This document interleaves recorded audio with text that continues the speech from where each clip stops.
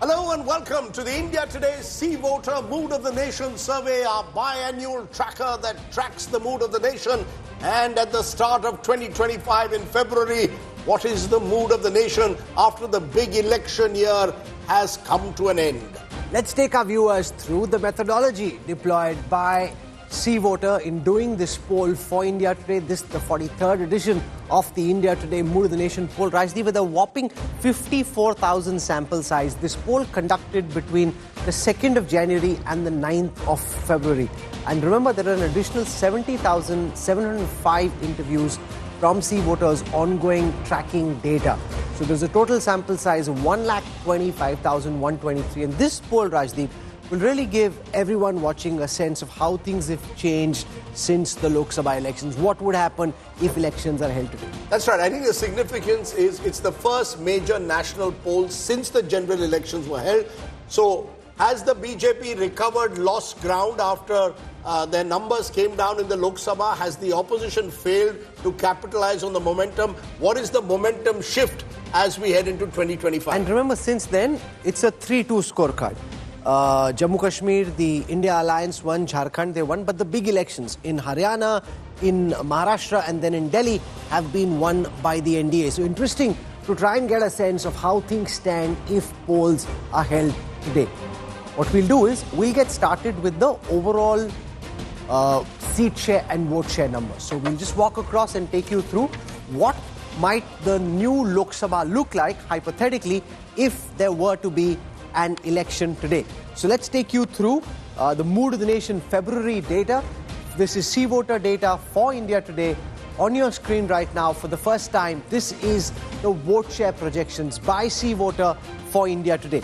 Now, what the See Voter team is projecting is that the NDA's vote share goes up by 3% to 47 from 44. The India Alliance's vote share is at 41, up 1%.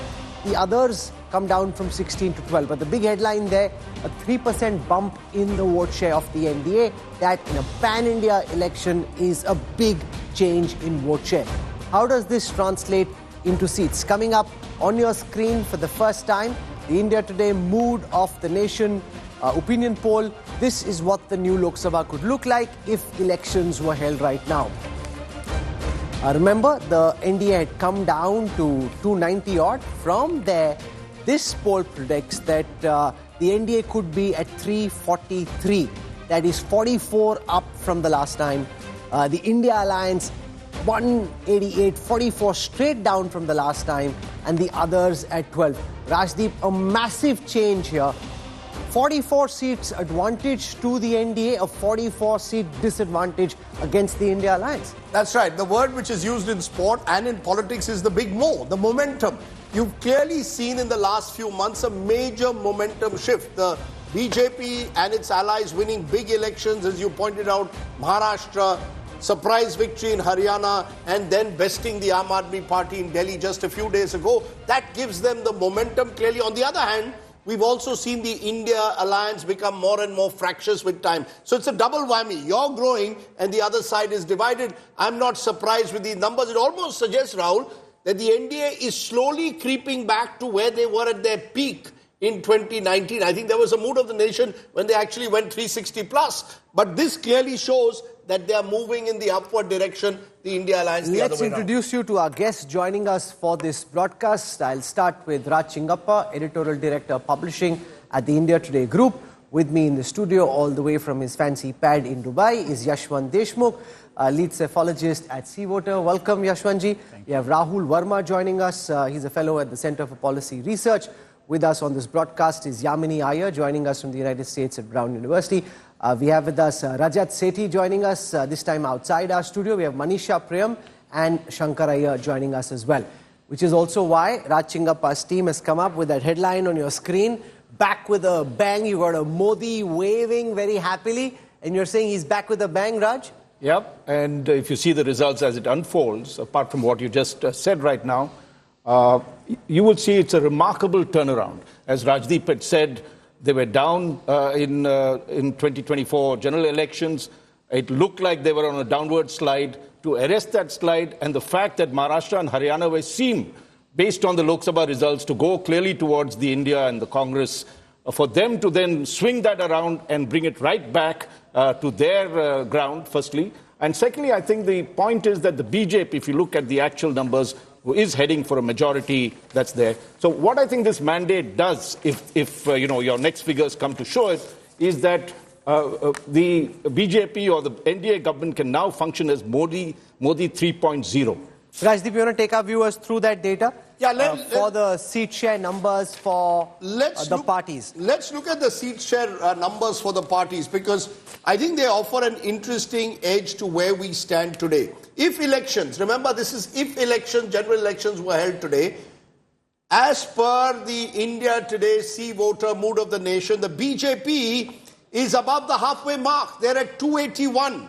The Congress, which got, remember, 99 in the Lok Sabha, MOTN had actually in August put them up above the 100 mark for the first time in 5 years, is now back to 78. So the Congress, the big loser in a way, and others are 184. But the big story, Rahul, is the BJP is crossing the halfway mark, 272, and therefore, if there were elections today, would not need coalition partners. And the Congress, which was hoping to capture some momentum after the Lok Sabha defeat, after the Lok Sabha success, if you want to call 99 that, has come down to 78. I think that's the big number. Yashwant, how Modi and co picked the right message from the Lok Sabha results, put their heads down, got to work, and Rahul Gandhi and company completely misread the mandate, which is why Modi notionally is back to being above the 272 mark for the BJP, and the Congress is back to roughly where they started out from before June.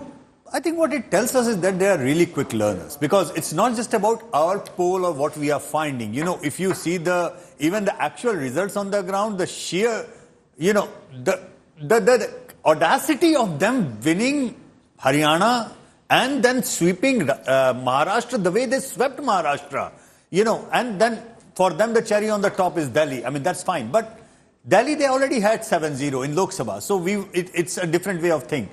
I guess that sometimes I do genuinely believe that 24 verdict was overanalyzed a bit, because it was nowhere near a 2004 kind of reversal. Rahul?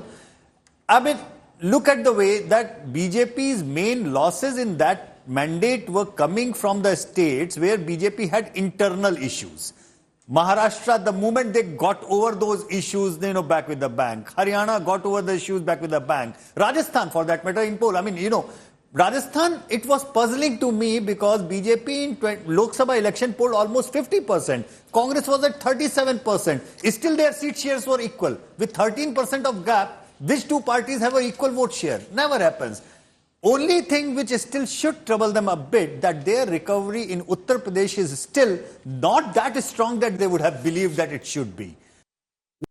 Let's take a look at the party-wise vote share data, which gives very interesting insights into how things have moved. Remember, don't compare just with the Congress's own base. Compare with what Yashwant and his team were saying in August 2024, where the assumption was that the Congress had jumped up to 25% vote share. From there, the Congress is now expected to come down to 20%, which is roughly where they've been over the past 3 elections. They've been around early 20s, late 90s. They're back there. So 5% vote between August 2024 to February 2025 has moved away from the Congress, whereas the BJP has moved up from 38 to 41. In terms of vote shares, Rahul Verma, that's a big switch of votes away from the Congress. 5% in just the last few months. True.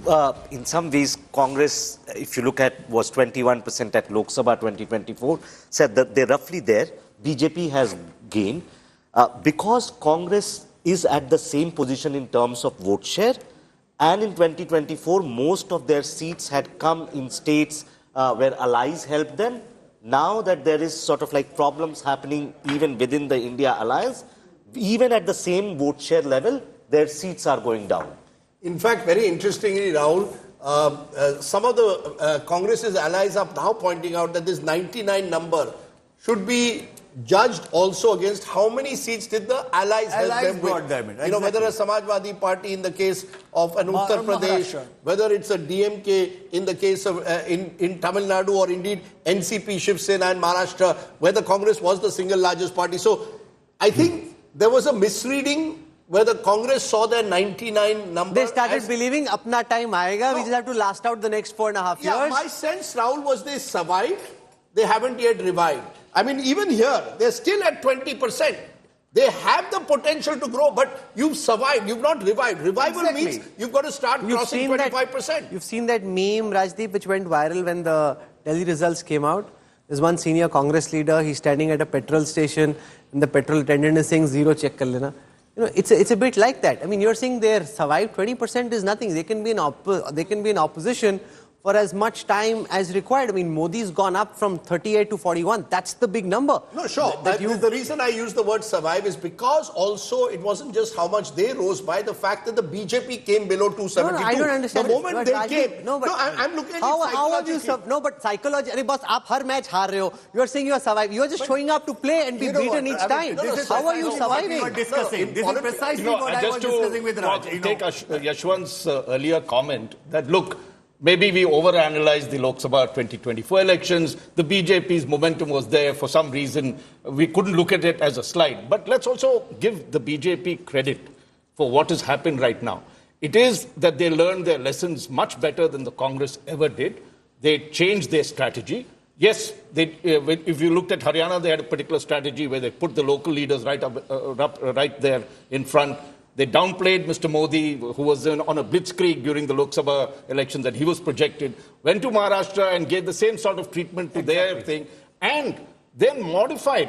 Mr. Modi was against the Revdi culture, but they went ahead with this huge Ladki Bahin scheme where they gave actually cash doles to them. So you're seeing they were able to modify their strategy. The Congress was strutting around, thinking it had won the war already, and then let slip Haryana, which was, I think, the beginning of the decline that they saw over here. So I think we have to give BJP credit for, let's go across to Yamini Iyer and learning the lessons. Rajdeep says the Congress is surviving. I'm disagreeing, saying that survived, not revived. No, let's be clear. The Congress has survived. It hasn't revived. That's my full sentence. I think if you're at 20% and your opponents are at 41, you're an ICU support. I mean, that's the reality.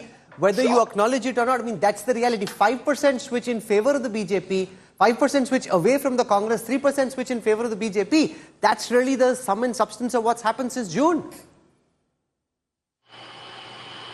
No, absolutely. But I think there's two things that we need to keep in mind. One, on the BJP, its a substantive improvement in its vote share has a lot also to do with a very, very critical, I think Raj mentioned this shift in strategy. This isn't Modi, this is BJP. And I think we must recognize that it's a very, very important shift in how the BJP is moving to voters and appealing to voters. Because up until the 2024 election, it was Modi first, BJP second. We are seeing a very different kind of BJP, and it's and a very therefore different kind of Modi, and its larger implications need to be understood.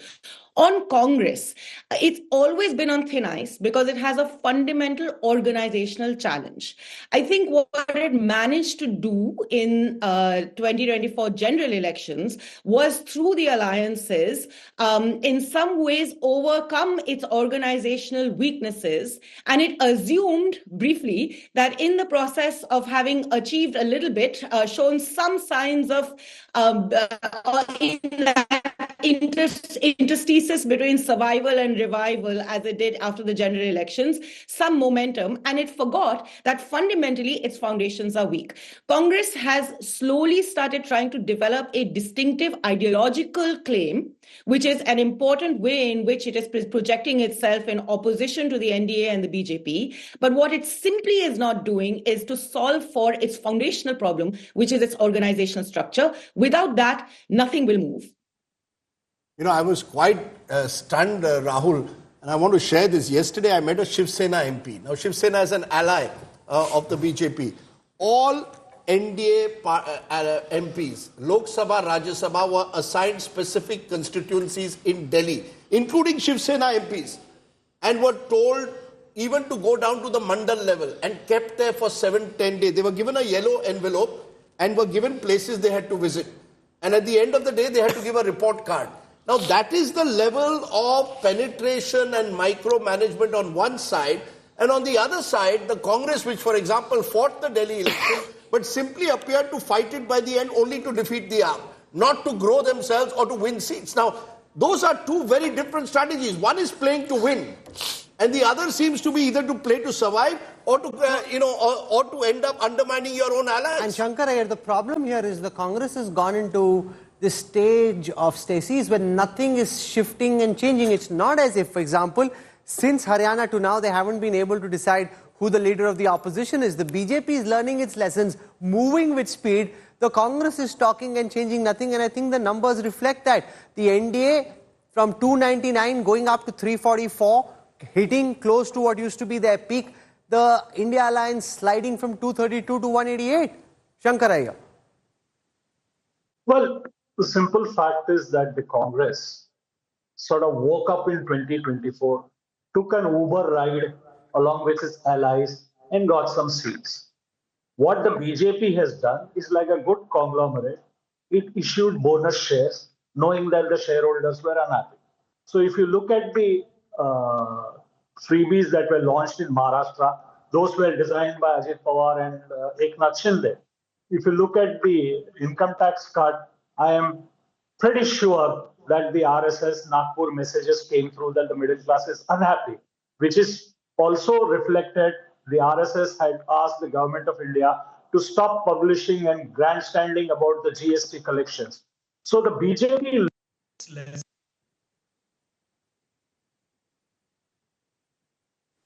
are important in politics. After that, there is the issue of organization, what Rajdeep said, constituency by constituency, what Yamini is saying, the organizational structure. The Congress, if you go back to 2013, the loss in Rajasthan, from then it has promised several chintans and introspections. Now to dig out all of that, you will need an archaeological dig to figure out whether they did any introspection at all. Because it's clearly been a complacent lot. I mean, in Maharashtra, the MLAs were fighting the party president. It's no small reason that they lost so badly in Maharashtra. The thing with the BJP is they know what the pulse is, and they have issued, whether it works for their general ideology. I mean, the BJP has done everything that Mr. Modi was known to be against in the freebies, in the free power in Maharashtra, all of that. But they understand that you need to win to do the next win. So they've done it. The design of the budget, for instance, in bringing together the economic aspect and the political aspect to deliver income tax cuts for consumption. Whether consumption happens or not is a separate story. But that they did it is important to recognize that it is a live organization as compared to the Congress, which sort of like Kumbhakaran wakes up now and then every 5 years, thinks that it can win an election just by standing at the luggage carousel. The big difference, and I think the point was just made, is the RSS. The involvement of the RSS in the last 3 elections is huge compared to the Lok Sabha. They're now talking of having done 50,000 meetings in Delhi itself, including Lok Sabhas of 20. The Congress, the machine is back. I know Raj has put the cover back with a bang with Mr. Modi waving. Actually, I would have found an image to describe the machine. It's now a machine. Mr. Modi is part of it. Strapline. We say the BJP. Yeah, sure. But the BJP, I would include not just the BJP, the RSS, which is going to celebrate its centenary, is back with a bang. But that's far more formidable and far more dangerous from the opposition's lens than being dependent on one batsman. Just a blip. His comment was just blip on the radar, probably. Which did cause them significant number of seats. You mean Mr. Nadda's comment that we don't need the RSS. I think something clearly Rahul has changed there, and therefore if I was putting the cover, I'd also give the RSS some space in it. I think the machine is back. The machine is the most formidable machine. Obviously, when the it's the most formidable machine in the history of post-independent India. I think the machine needed after the Lok Sabha defeat to move into another gear. I think it's done. To be fair of our choice is the mood of the nation spans all aspects of the country. Political is one aspect. We're going to deal with the economic aspect, the social Sure. aspect. And So in let's that now- I hope you're not saying the economy is back with the bang, No, because no, that no, I think we no. have to, If you hold read our the thoughts line, on. you're saying- So that's why you got to be careful. Rajiv, that's right on the cover. It's written out there. saying that the concern, the big worry is. That's in Exactly. small lettering, but we'll Continues talk to about be a that big later. worry. And let's also be clear that when we are doing that, we are looking, Mr. Modi represents in many senses. Politically, they are back with a bang. I agree. That's right.